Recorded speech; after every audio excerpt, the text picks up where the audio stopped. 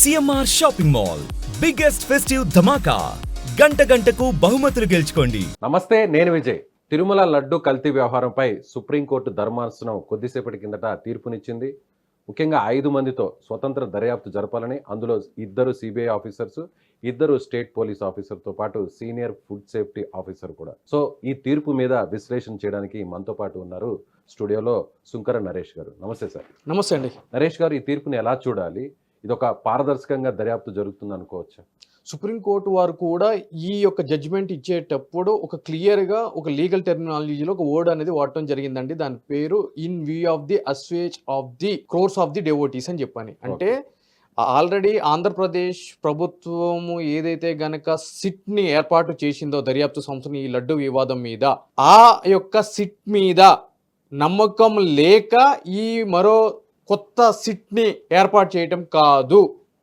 ఇది కేవలం ఎన్నో కోట్ల మంది భక్తుల్ని దృష్టిలో పెట్టుకుని ఈ యొక్క సిట్ని ఏర్పాటు చేయడానికి మేము ఉత్తర్వులు ఇస్తున్నాము అని చెప్పి సుప్రీంకోర్టు ధర్మాసనం వారు చెప్పడం జరిగిందండి. అంటే ప్రధానంగా భక్తుల మనోభావాలనే పరిగణలోకి తీసుకుంది అనుకోవచ్చా? నిజంగా అక్కడ పిటిషనర్స్ వేసినటువంటి పిటిషన్ ఆధారంగా చేసుకుని తీర్పునిచ్చింది అనుకోవచ్చా? పూర్తిగా భక్తుల యొక్క మనోభావాల్ని పరిగణలోకి తీసుకుని మాత్రమే ఈ తీర్పు అనేది ఇవ్వడం జరిగింది.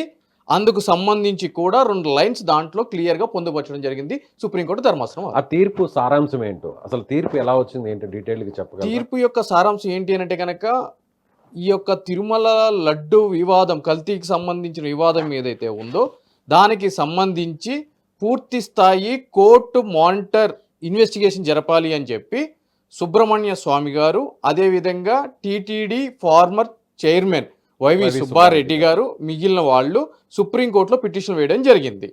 దానికి సంబంధించి ఈరోజు తుది తీర్పును వివరిస్తాను అని చెప్పి మొన్న విచారణ జరిగిన తర్వాత ఈరోజు తీర్పునిస్తాను అని చెప్పి సుప్రీంకోర్టు వారు చెప్పడం జరిగింది. అందులో భాగంగానే ఈరోజు ఆ మ్యాటర్స్ బెంచ్ దగ్గరికి రావడం జరిగింది. సో రావడం జరిగిన తర్వాత ఈ యొక్క వైవి సుబ్బారెడ్డి గారి తరపున కపిల్ సిబాల్ గారు, సీనియర్ అడ్వకేట్ గారు వాదనలు వినిపించడం జరిగింది. అదేవిధంగా ఏపీ స్టేట్ తరపున ముకుల్ రోహత్గి గారు వాదనలు వినిపించడం జరిగింది. అదేవిధంగా సిద్ధార్థ లూత్రా గారు టీటీడీ తరపున వాదనలు వినిపించడం జరిగింది. సో వాద ప్రతివాదనలు విన్న తర్వాత సుప్రీంకోర్టు వారు క్లియర్గా చెప్పిన విషయం ఏంటి అని అంటే కనుక, మీ యొక్క రాజకీయ వేదికలకి కోర్టులు ఎప్పుడూ కూడా కేంద్ర బిందువులు కాకూడదు. సో దయచేసి మీరు క్లెయిమ్స్, కౌంటర్ క్లెయిమ్స్ పొలిటికల్గా ఇక్కడ చెయ్యొద్దు అని చెప్పి ఏం చెప్పారు అని అంటే కనుక, ఈ యొక్క వివాదానికి ముగింపు పలకాలి అని అంటే కనుక దీని మీద పరిపూర్ణంగా ఏం జరిగింది అని చెప్పి నిజాలు వెళ్ళు అవ్వాలి అంటే కనుక సిబిఐ డైరెక్టర్ ఆధ్వర్యంలో ఒక సిట్ అనేది ఏర్పాటు చేస్తున్నాము. అందులో సిబిఐలో ఉన్న 2 సీనియర్ మోస్ట్ ఆఫీసర్లు ఈ యొక్క సిట్లో సభ్యులుగా ఉంటారు. అదేవిధంగా ఆంధ్రప్రదేశ్ రాష్ట్రానికి సంబంధించిన 2 పోలీస్ అధికారులు, స్టేట్ గవర్నమెంట్ అపాయింట్ చేసేటోళ్ళు దీంట్లో ఇంకొక 2 సభ్యులుగా ఉంటారు. అదేవిధంగా కేంద్ర ప్రభుత్వానికి సంబంధించిన food safety and standard authority of India సభ్యుడు ఒకళ్ళు దీంట్లో సభ్యులుగా ఉంటారు అని చెప్పి. సేఫ్టీ ఆఫీసర్ కూడా కేంద్రానికి సంబంధించినటువంటి సెంట్రల్ ఆఫీసరే ఉంటారు. ఎగ్జాక్ట్లీ అండి. Food safety and standards authority of India, yes, కేంద్ర ప్రభుత్వానికి సంబంధించి. ఎఫ్ఎస్ఎస్ఏఐ అంటే ఖచ్చితంగా సెంట్రల్ గవర్నమెంట్ ఆధ్వర్యంలో ఉండే. ఎగ్జాక్ట్లీ. సో ఈ 5 సభ్యులతోటి ఒక సిట్ అనేది ఏర్పాటు చేయడం జరిగిందండి సుప్రీంకోర్టు వారు. దాన్ని అది ఎవరి ఆధ్వర్యంలో పనిచేస్తుంది అని అంటే కనుక సిబిఐ డైరెక్టర్ వారి ఆధ్వర్యంలో పనిచేస్తుంది అని చెప్పి క్లియర్గా చెప్పడం జరిగింది. నరేష్ గారు, జస్ట్ లైక్ ఇది సిబిఐ ఎంక్వైరీ లాగే అనుకోవచ్చా, లేదంటే సపరేట్గా ఏదైనా వేరే దర్యాప్తు తీరు ఉంటుందా? ఇది యాక్చువల్గా ఏంటంటే సిట్ అండి, special investigation team. CBI enquiry అని అనుకోవడానికి లేదండి ఇక్కడ. అయితే స్పెషల్ ఇన్వెస్టిగేషన్ టీమ్కి సిబిఐకి తేడా ఏంటి అని అంటే కనుక, సిబిఐ అంటే పూర్తి స్థాయి ఢిల్లీ పోలీస్ ఎస్టాబ్లిష్మెంట్ యాక్ట్ ప్రకారం సిబిఐ అనేది ఏర్పాటు అవ్వడం జరిగింది.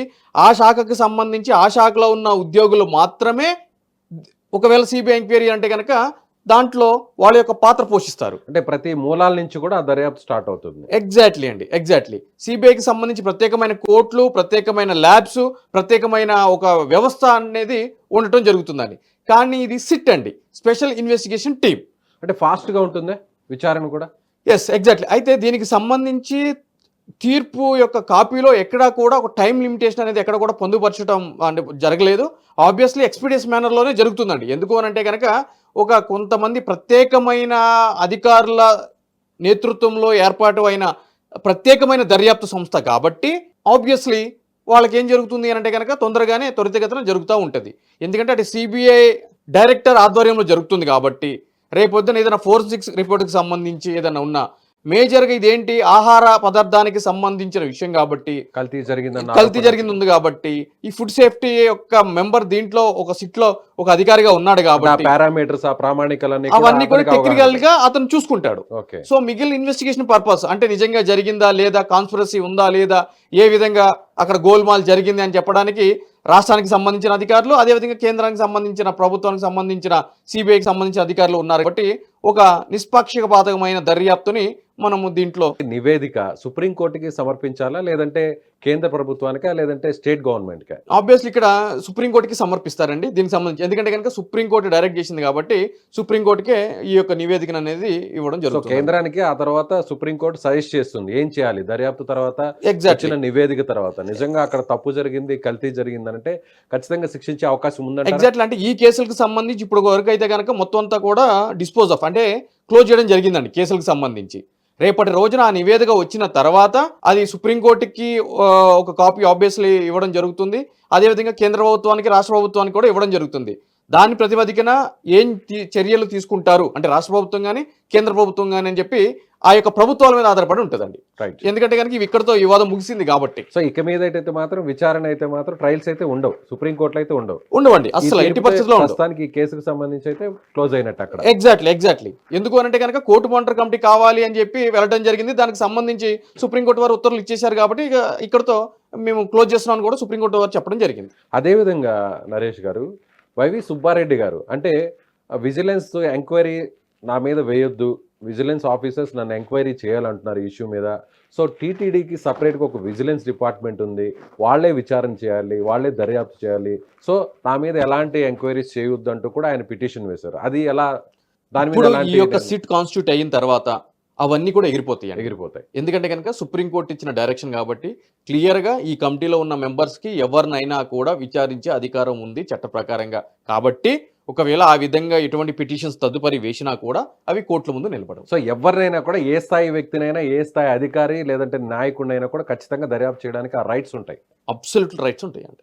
సో అదే విధంగా అంటే మరొక విషయం ఇప్పుడు నరేష్ గారు, ఇప్పుడు సిబిఐ ఎంక్వైరీ అయిన అంటే ఇప్పుడు మన సిట్ ఎంక్వైరీ పూర్తి అయిన తర్వాత ఇప్పటి వరకు గతంలో జరిగినటువంటి సిట్ విచారణ దర్యాప్తు అది క్లోజ్ అయిపోతుందా, దాన్ని ఉన్న పరిగణలోకి తీసుకునే అవకాశం ఉందా? అంటే స్టేట్ గవర్నమెంట్ ఆల్రెడీ కొంతమంది అధికారులతో విచారణ స్టార్ట్ చేసింది, ప్రాథమికంగా విచారణ చేసి కూడా క్లోజ్ చేశారు మొదటి దశలో, దాన్ని ఏమన్నా పరిగణలోకి తీసుకుంటారా? ఎగ్జాక్ట్లీ ఎప్పుడైతే కనుక సుప్రీంకోర్టుకి వివాదం వెళ్ళిందో దాని తర్వాత 2 రోజుల క్రితము సంబంధించిన ఆంధ్రప్రదేశ్ డీజీపీ వారు చెప్పింది ఏంటి అంటే కనుక సుప్రీంకోర్టులో ఈ మ్యాటర్ పెండింగ్లో ఉంది కాబట్టి ఆ తీర్పు లేనంత వరకు కూడా ఈ యొక్క సిట్ని మేము ఆపుతున్నాము, సో అది క్లోజ్ అయినట్టే అని చెప్పి ఆపుతున్నాము అని చెప్పన్నారు. ఆపుతున్నాము అని చెప్పి అని అన్నారు తప్ప మేము దాన్ని రద్దు చేస్తున్నాం అని చెప్పి ఎక్కడ చెప్పలేదు. సో ఇప్పుడు ఆబ్వియస్లీ అక్కడ సుప్రీంకోర్టు వారి డైరెక్షన్ ఉంది కాబట్టి ఈ సిట్ అనేది ఇక మనుగడలో లేనట్టే మనం అర్థం చేసుకోవాలి. టెక్నికల్ గా అది రద్దు అయిపోయినట్టే, సో అది ఫోర్స్ లో లేనట్టే. అయితే ఇప్పటి వరకు వీళ్ళు చేసిన దర్యాప్తు ఉంది కదండి, ఆ దర్యాప్తుని పరిగణలోకి తీసుకోవచ్చు, తీసుకోకుండా కూడా ఉండొచ్చు. సో అలా అక్కడ దర్యాప్తు చేసినటువంటి ఐజీ స్థాయి అధికారి కొంతమంది అధికారులు దర్యాప్తు చేశారు, వాళ్ళని ఏమన్నా ఇప్పుడు స్టేట్ గవర్నమెంట్ తీసుకునేటువంటి 2 ఆఫీసర్స్ వాళ్ళని ఏమన్నా సెలెక్ట్ చేసుకునే అవకాశం ఉంటుందా? అది తీసుకోవచ్చు. ఎందుకంటే కనుక సుప్రీంకోర్టు వారు ఆ ప్రివిలేజ్ని స్టేట్ గవర్నమెంట్కి ఇచ్చారు. రాష్ట్ర ప్రభుత్వము ఎవరైనా 2 పోలీస్ అధికారులు నియమిస్తాయని చెప్పండి. స్టేట్ గవర్నమెంట్ సజెస్ట్ చేసే వాళ్ళే వస్తారు. ఎగ్జాక్ట్లీ. అంతేగాని సెంట్రల్ గవర్నమెంట్ సజెస్ట్ చేసే వాళ్ళు లేదంటే సిబిఐ రిక్వెస్ట్ చేసే వాళ్ళని అయితే మాత్రం అపాయింట్ చేసే వాళ్ళు లేదండి. ఎందుకంటే క్లియర్ గా పొందుపరిచారు కదండి తీర్పులో, రాష్ట్ర ప్రభుత్వము నియమించిన 2 అధికారులు, 2 పోలీస్ అధికారులు అని చెప్పి చెప్పడం జరిగింది. సో అదేవిధంగా ఎక్కడ కూడా దీన్ని రాజకీయంగా విమర్శలకు ఈ ఇష్యూని వేదిక చేసుకోవద్దు అంటూ కూడా కొన్ని సూచన చేసింది. అదేవిధంగా కూడా నిజంగా కల్తీ జరిగి ఉంటే మాత్రం చాలా విచారకరం అంటూ కూడా ధర్మాసనం పేర్కొనింది. దీన్ని ఎలా చూడాలంటారు? ఇప్పుడు ఇది వాస్తవానికి ఏంటి అంటే కనుక శ్రీ వెంకటేశ్వర స్వామి వారు కలియుగ దైవంగా భక్తులు నమ్ముతూ ఉంటారండి ఒక సనాతన ధర్మంలో. ప్రపంచవ్యాప్తంగా కూడా ఆయనకి లెక్క పెట్టలేనటువంటి భక్తజనం అంటూ ఉన్నారండి. ఎస్పెషల్లీ తిరుమల లడ్డూకు సంబంధించి 308 సంవత్సరాల చరిత్ర కలిగిన ప్రాధాన్యత ఆ లడ్డూకి ఉండటం జరిగిందండి. సో అటువంటి లడ్డూ మీద ఇటువంటి దారుణమైన ఒక వివాదం చెలరేగింది అని అన్నప్పుడు ఇక్కడ ఏం జరుగుతుంది అని అంటే గనక ఇది ఒక ప్రభుత్వానికి సంబంధించిందో లేదు అంటే గనక ఒక కోర్టుకు సంబంధించిందో కాదండి. ఒక వ్యక్తికి కూడా సంబంధించింది కాదు. కొన్ని వేల కోట్ల మందికి సంబంధించింది. సో అటువంటి వాటిల్లో ఈ విధంగా వివాదం చెలరేగింది అనేటప్పుడు సుప్రీంకోర్టు వారు కూడా అదే చెప్పడం జరిగింది. విచారం వ్యక్తం చేయడం జరిగింది. ఏమని అంటే కనుక ఇటువంటి సున్నితమైన అంశాన్ని మీరు రాజకీయాలకి వాడుకుంటున్నారు. అది ఏ పార్టీ అయినా రాజకీయాలకు వాడుకుంటున్నారు అని చెప్పారు. మీరు వాడుకుంటున్నారు అని చెప్పి ఇక్కడ వేలు పెట్టి చూపించేది రాజకీయ విమర్శలు చేస్తే మాత్రం అది మళ్ళీ సుప్రీంకోర్టు సీరియస్ అయ్యే అవకాశం ఉంది. ఎస్ అబ్సల్యూట్లీ అండి, అబ్సల్యూట్లీ సీరియస్ అయ్యే అవకాశం ఉంది. రాజకీయ విమర్శలు ఏదని చేస్తే ఇవాళ రేపు మనం చూస్తూనే ఉన్నాము. ఒక వివాదానికి సంబంధించి ఎవరి పేరైనా సరే మీడియాలో వస్తే మా పేర్లు బయటికి రాకుండా చూడండి అని చెప్పి సంబంధించిన కోర్టులకు వెళ్ళి తీర్పులు తెచ్చుకుంటున్నటువంటి పరిస్థితి నేటి సమాజంలో ఉంది. అటువంటిది ఇటువంటి సున్నితమైన అంశం గురించి సుప్రీంకోర్టు ఇన్వాల్వ్మెంట్ అయిన తర్వాత కూడా రాజకీయ విమర్శలు చేస్తే మాత్రం ముమ్మాటికి కూడా చాలా స్ట్రింజెంట్ యాక్షన్ అనేది. గతంలో ఇలాంటి అంటే ఒక టెంపుల్ ఇష్యూలో, ఒక టెంపుల్ బోర్డుకు సంబంధించినటువంటి ఇష్యూలో సుప్రీంకోర్టు జోక్యం చేసుకొని గతంలో ఏదైనా సిబిఐ ఆఫీసర్స్ ఇన్వాల్వ్ అయ్యి ఏదైనా దర్యాప్తు సంస్థలో ఉండి విచారణ జరిగినటువంటి పరిస్థితి ఎక్కడైనా జరిగిందంటారా? ఇప్పుడు మనం చాలా సందర్భాల్లో మనం చూసామండి కోర్టులు ఇన్వాల్వ్ అయిన పరిస్థితి. అటు మన ఒరిస్సాలను చూసాం కదా, పూరి జగన్నాథ ఆలయం బండాగారం గురించి కూడా ఆ డైరెక్షన్ ఎక్కడి నుంచి వచ్చిందండి? కోర్టుల నుంచే కదా వచ్చింది. ఎందుకంటే కనుక ఎప్పటి నుంచో కూడా కోర్టు డైరెక్షన్ ఉన్నా కూడా గత ప్రభుత్వాలు 10 సంవత్సరాలు 12 సంవత్సరాలు ఆ కోర్టు తీర్పులను కూడా పట్టించుకోకుండా దాన్ని లెక్క కట్టడం అనేది జరగలేదు. దాని తర్వాత ప్రభుత్వాలు మారిన తర్వాత ఆ కోర్టు ఉత్తర్వులను బేస్ చేసుకుని అక్కడ కౌంట్ అనేది స్టార్ట్ చేయడం జరిగింది. అదేవిధంగా తమిళనాడు, అదేవిధంగా శబరిమలకు సంబంధించి కూడా ఆడవాళ్ల ప్రవేశానికి సంబంధించి సుప్రీంకోర్టు వరకు కూడా వివాదం వెళ్ళడం జరిగింది. అందుకు సంబంధించి కూడా ఆర్టికల్ 14 ఈక్వాలిటీ బిఫోర్లా అందరూ సమానమే అని చెప్పి, అదేవిధంగా ఆడవాళ్ళు కూడా అందులోకి ప్రవేశించడానికి అర్హులే అని చెప్పి కూడా సుప్రీంకోర్టు వారు తీర్పు చెప్పడం జరిగింది. అదేవిధంగా కేరళలోని అనంత పద్మనాభ స్వామికి సంబంధించినటువంటి ఆ నేలమాళికలను ఓపెన్ చేయడానికి కూడా కోర్టు జోక్యం చేసుకుంది. ఇవన్నీ కూడా కోర్టు జోక్యాలు ఉన్నాయండి. అంటే టెంపుల్ వివాదాలకు సంబంధించి అంతెందుకండి, రీసెంట్గా అయోధ్య రామ మందిరం ఈ రోజు అంత అద్భుతంగా కట్టారు అని అంటే కనుక సుప్రీంకోర్టు ఇన్వాల్వ్మెంట్ లేకుండా అది ఎట్లా సాధ్యపడుతుందండి? అది సాధ్యపడిన విషయం కదా. సో కొన్ని వందల సంవత్సరాల నుంచి వివాదం నలుగుతున్న విషయం, అది చాలా సున్నితమైన అంశం. అంటే అటు ఏమాత్రం ఎటువంటిది అటు ఇటు జరిగినా కూడా చాలా ఇబ్బందికరమైన పరిస్థితి దేశానికి ఏర్పడే పరిస్థితి. అదేవిధంగా పక్క దేశాల్లో సత్సంబంధాలు కలిగి వాటికి కూడా ఇబ్బంది కలిగేటువంటి పరిస్థితి ఉన్న నేటి ఈ పరిస్థితుల్లో ఆ సున్నితమైన విషయాన్ని కూడా కోర్టులు చాలా జాగ్రత్తగా హ్యాండిల్ చేయడం మనందరికి తెలిసిన విషయమే. ఈరోజు అయోధ్యలో శ్రీరాముడు ఏ విధంగా ఎంత గొప్పగా నెలకొల్పారో మనందరికి తెలిసిన విషయం. Right sir, thank you so much. ఇది నరేష్ గారు చెప్తున్నట్టుగా ఖచ్చితంగా సుప్రీంకోర్టు ఇచ్చినటువంటి తీర్పు మాత్రం ఖచ్చితంగా అందరూ కూడా ప్రతి హిందువు అలాగే హిందూ మనోభావాలు దెబ్బతిన్నాయి కాబట్టి అందరూ కూడా స్వాగతిస్తున్నారు. ముఖ్యంగా దర్యాప్తు సంస్థ ఇచ్చేటువంటి నివేదిక ఆధారంగా ఖచ్చితంగా అక్కడ కానీ తప్పు జరిగిందంటే మాత్రం కఠినంగా శిక్షించాలని కూడా ఆయన కోరుతున్నారు. Thank you so much.